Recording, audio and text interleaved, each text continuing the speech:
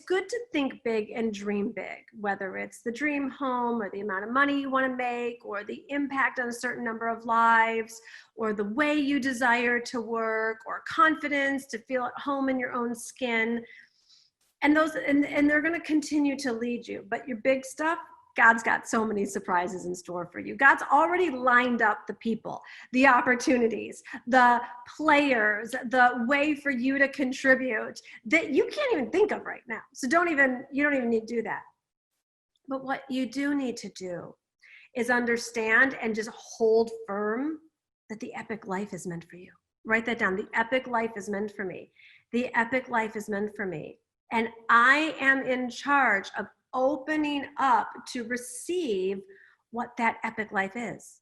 I am in charge of opening up to receive what that epic life is. Write that down. I'm going to get great at receiving. I am great at receiving my opportunities, my destiny. Write that down. I am great at receiving my opportunity and destiny. I am committed to the epic life. Devoted. I was listening to Elena Cardone's audiobook recently, and it's all about empire building. And she phrased something in a way that I hadn't quite thought about or heard in the exact same way before, and I really liked it. She said, every thought and every action, you're either creating or destroying your empire. That's kind of badass. Every thought or every action, you're either creating or destroying your empire. And I really took that to heart because I really believe that us queens can apply that to our epic life.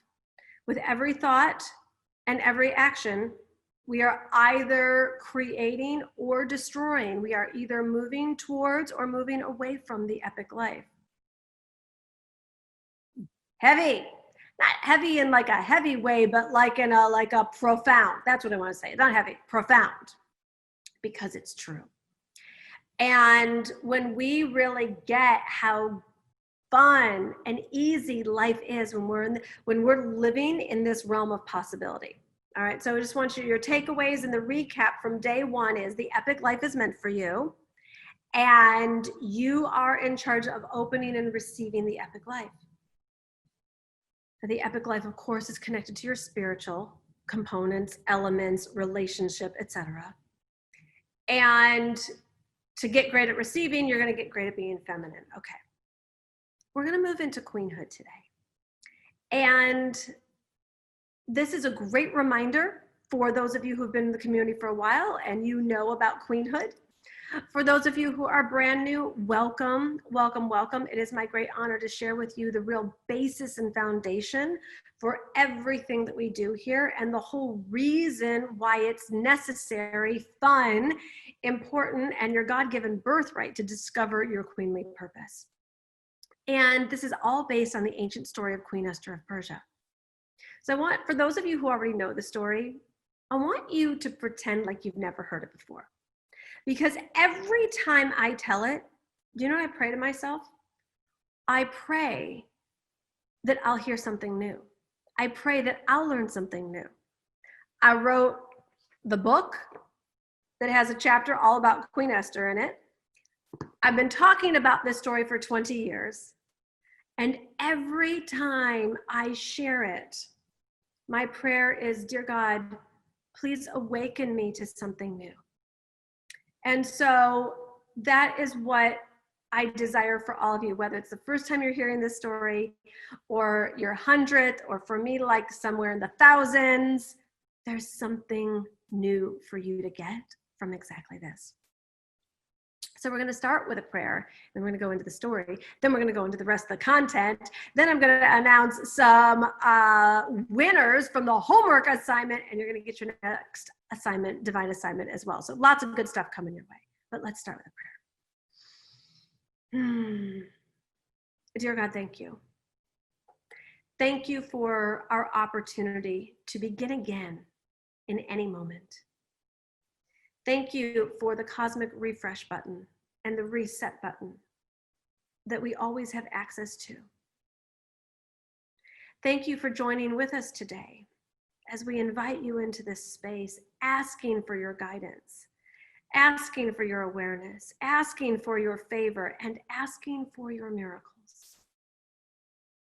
I ask that you would uplift every woman in this community, giving her blessing, prosperity, clarity, confidence, favor, abundance, direction. For we know that with you, all things are possible. And today, as we look further into what it means for us to discover and live out our queenly purpose, I ask that you would reveal to every person here exactly what that is at this time and at this season in her life. And we pray this believing, amen. And so it is. And so it is. All right. So, this is a true story. There was a king in ancient Persia. He was the most powerful man in all of the world.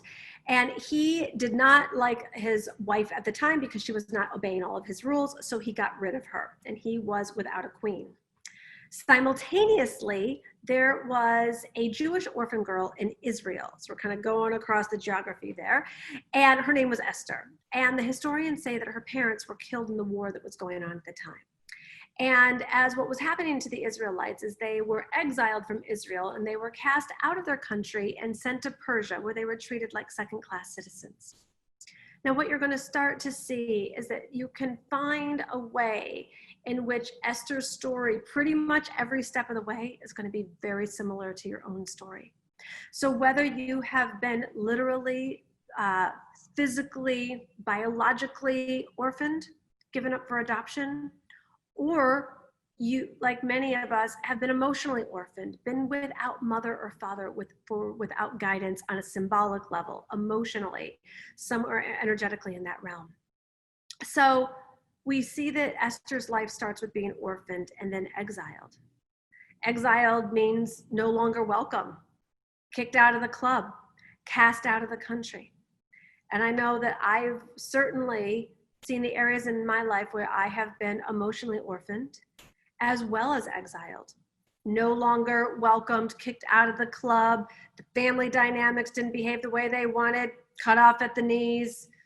So any of your own story that needs healed, that needs love, that needs attention, I want you to know that you can bring it along this journey. And I'm going a little bit quicker than normal on this story today, but I want you to know I'm here for all of you, all of what you've been through, all of what your story involves, because you're going to see why. So after being orphaned and exiled, Esther goes to Persia, where she finds one living cousin, and his name is Mordecai. And Mordecai welcomes her in and brings her in, and she's like, whew, I'm at least in a comfort zone now. Not so much. Because remember that king of Persia? The king who had gotten rid of his queen? He was ready for a new one.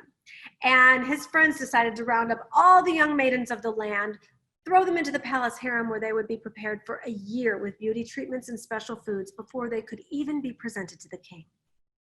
Now, Esther, the scriptures say she was pleasing in form and feature, but also in disposition.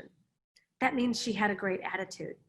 And the palace eunuch took notice of her, and he gave her the best part of the harem to live in and surrounded her with the best maids. And when it was Esther's turn to go before the king, she totally followed Haggai's advice and took nothing other than what he suggested. So in my opinion, Haggai is the first ever life coach. Esther was highly coachable, and she goes off to meet the king. She's hidden her identity the entire time. Nobody knows that she's a Jewish orphan girl, especially not the king, who ends up choosing her to be the next queen of Persia. Can we do a pause, please? The most unlikely candidate on the planet becomes the queen of Persia. That's the God I'm talking about. You may feel like you are the most unlikely candidate to be wealthy, to be successful, to receive love, to have a great body, to leave your corporate job and start a passion-based business. But it doesn't matter. if that's what you were destined to. So if you'd like this, share this with your friends. We know that there's so many other women out there that need to know these tips and these skills and need to be supported in them creating the ultimate success for themselves the feminine way too.